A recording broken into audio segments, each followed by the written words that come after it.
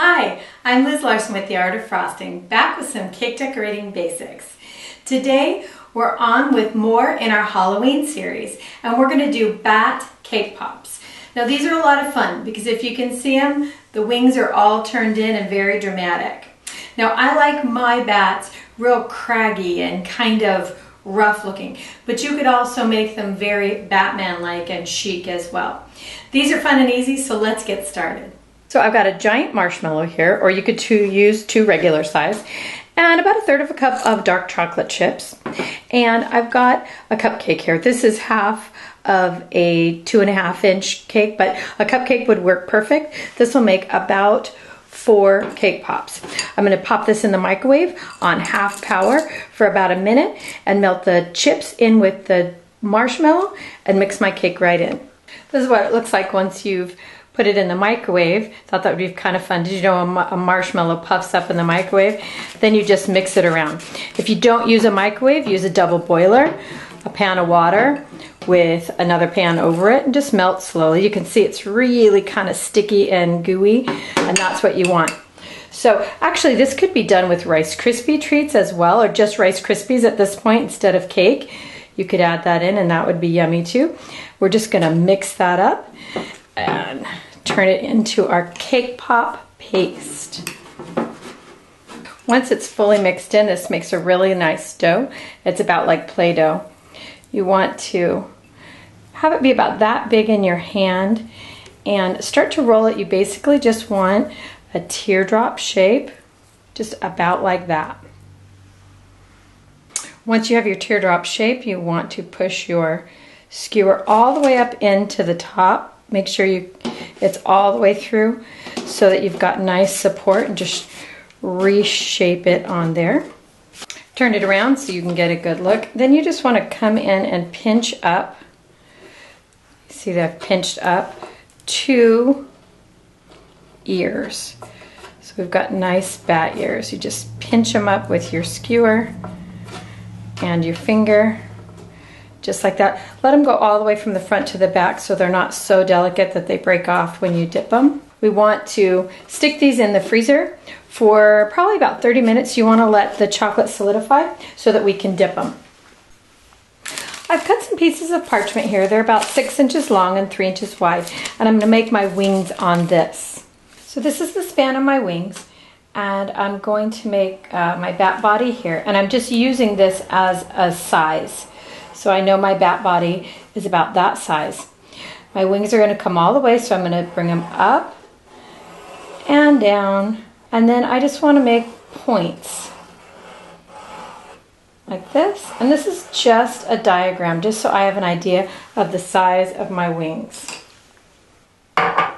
Next, I've got my candy melt in a parchment, and I'm going to put kind of a thick layer on here, kind of around the top, and just add a little bit here in my points.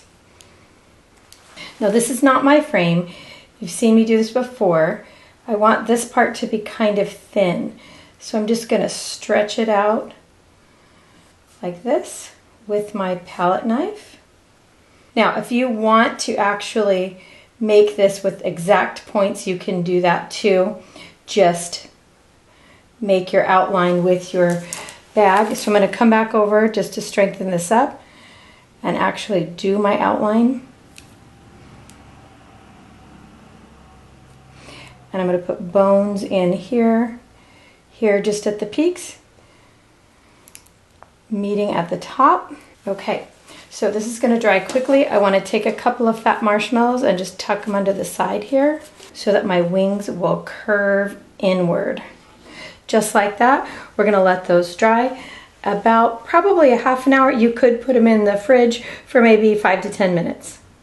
So I've got my candy melt here. I always melt my candy melt in a glass bowl.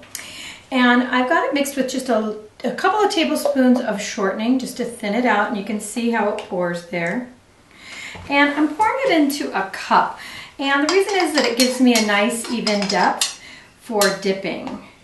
I have my wings very nearby. You can see one set here. I'm going to go ahead and dip my frozen bats. You can see that. Now I want to hold it here for a little bit, and I want to let the excess drain off the tips of my wings, or my tips of my ears. It'll give me a little more definition there, but also it'll keep it from really spreading out onto my wings, which I don't really want that. So spin a little bit, take just a little extra time, let it drip off. And when you're sure you've got a lot of it off and it'll dry quickly, go ahead and put it down onto your wings. Press really lightly to make sure it sticks. You can pick it up a little bit and see.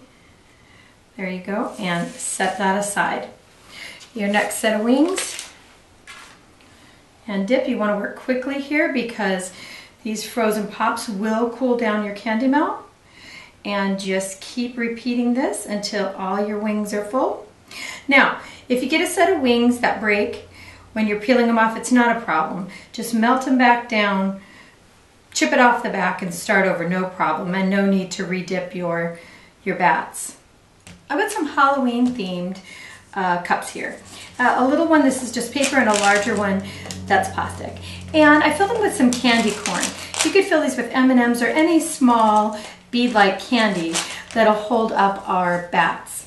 So we want to very, very gently peel off the paper from our wings. They're not as delicate as you'd think. You can go ahead and stick it right down in the candy corn. And you can see that that's nice and tall, makes a great display. And for this one, I don't want it to be so tall, so I'm just gonna cut that right off and stick it right down in. And you can see that this makes a cute little display too, and holds up the bats just perfectly.